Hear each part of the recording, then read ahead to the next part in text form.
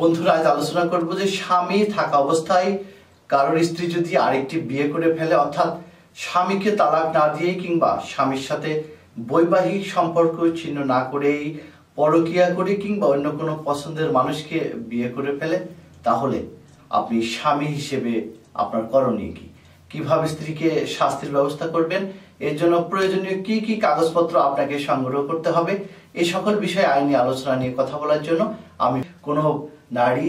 দ্বিতীয় বা পরবর্তী বিয়ে করার সময় প্রথম বা পূর্ববর্তী বিয়ের তথ্য গোপন করে এবং তা যদি দ্বিতীয় বিবাহিত ব্যক্তি জানতে পারে, তাহলে অপরাধী 10 বছর পর্যন্ত যে কোনো মেয়াদে সশ্রম বা বিনাশ্রম কারাদণ্ডে বা অর্থদণ্ডে দণ্ডিত হবেন। উপরোক্ত আলোচনা থেকে আমরা সহজেই যে বিষয়টি অনুমান করলাম সেটা হচ্ছে যে স্বামী থাকা অবস্থায়